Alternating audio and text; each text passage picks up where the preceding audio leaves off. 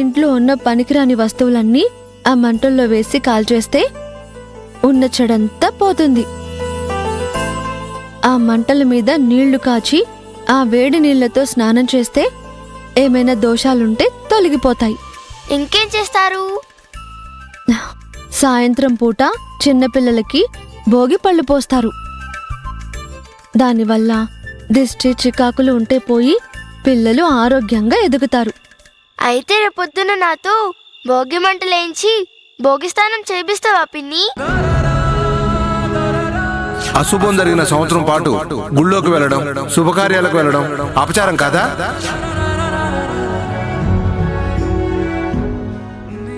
నాతో భోగి మంటలేసి స్నానం చేయించడం నీకు ఇష్టం లేదా పిన్ని? అదే మా అమ్మ అయితే నేను అడిగితే వెంటనే చేసేది.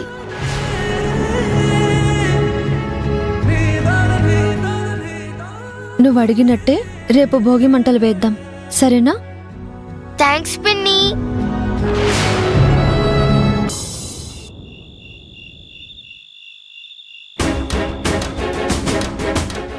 సరోజా, సంజన ఎక్కడుంది? తన గదిలో ఉందండి. సంజనా, సంజనా! వస్తున్నాను డాడీ.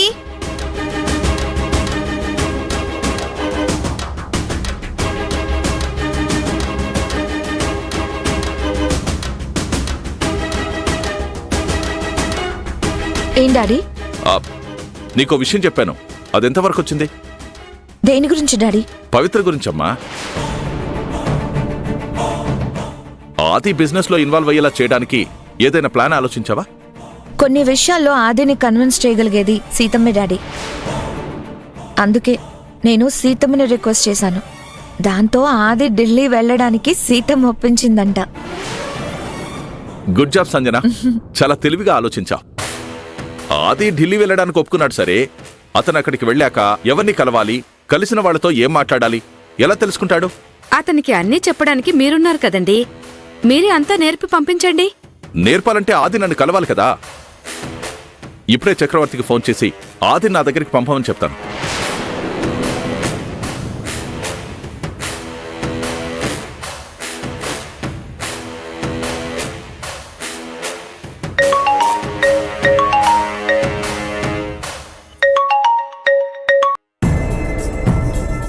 చెప్పరా రాజశేఖర్?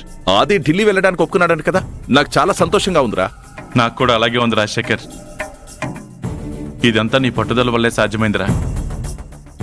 ఈ మీటింగ్ తర్వాత ఆది బిజినెస్ మీద ధ్యాస పెడితే బాగుంటుందిరా. పెడతాడులేరా, ఆదిని వెంటనే మా ఇంటికి పంపించండి. ఢిల్లీ మీటింగ్కి తగిన గైడెన్స్ ఇవ్వాలి. తప్పకుండా పంపిస్తానురా. కానీ నాదొకటే కోరిక. ఏంట్రా అది? బిజినెస్ వ్యవహారాల్లో అరవింద్ ఎంత చురుగ్గా ఉంటాడో అదే విధంగా మన ఆదిని తయారు చేయాలి రాజశేఖర్. ఇప్పుడు నాకున్న దిక్కు వాడే. నా ఆశలన్నీ ఆది మీదే ఉన్నాయిరా. వాడు ఫిజికల్గా ఆదిలా ఉన్నా ఆలోచనల్లో మాత్రం అరవింద్లా ఉండాలి. అదంతా నేను చూసుకుంటాను చక్రవర్తి. నా ట్రైనింగ్లో ఆదిని నంబర్ 1 పొజిషన్కి తీసుకెళ్లే బాధ్యత నాది. చాలా థ్యాంక్స్ రా రాజశేఖర్. రే చక్రవర్తి, నాకు థ్యాంక్స్ చెప్పడం ఏంట్రా? రేపటి రోజున ఆదిని చూసి నువ్వు గర్వపడే స్థాయికి వాడిని తీసుకెళ్తాను. ప్రతి ఒక్కరూ ఆది బిజినెస్ టాలెంట్ చూసి మొక్కున వేలేసుకునేటట్టు ఆదిని తీర్చిదిద్దుతాను. ఇదంతా ఆది మీద ఉన్న అభిమానంతోనా లేక కాబోయే అల్లుడి మీద ప్రేమతోనా?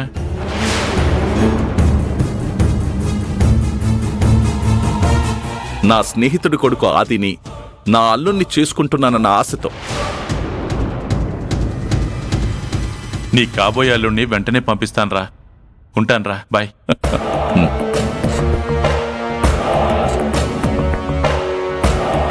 Thank you daddy.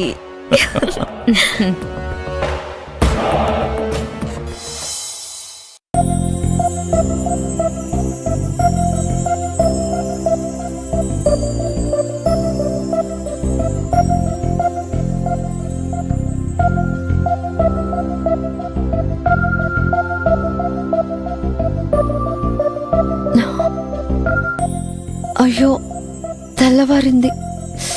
శైలుకి భోగమంటలు వేస్తానని మాటిచ్చాను. వెంటనే తీసుకువెళ్ళాలి.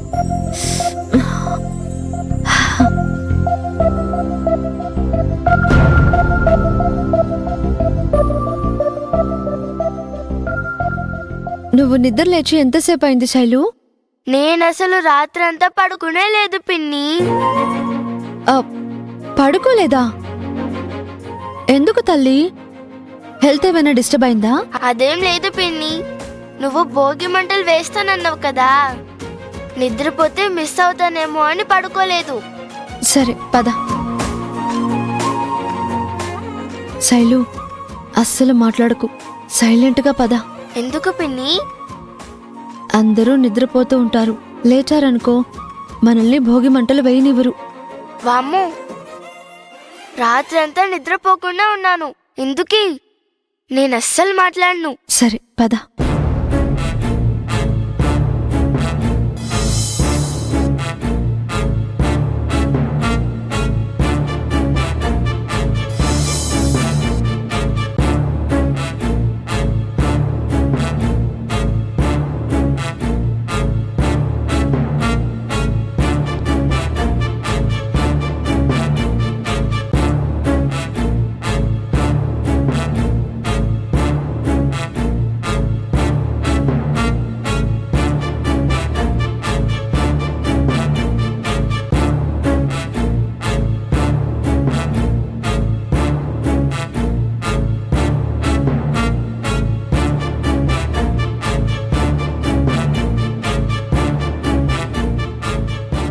పిన్ని, నేను తెస్తా. సరే వెళ్ళు.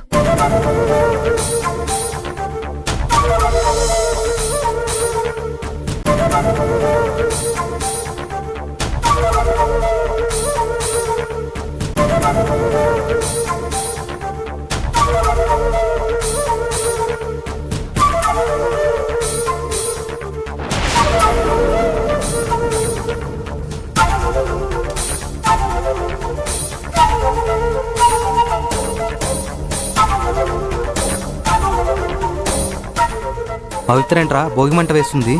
అటు చూడు.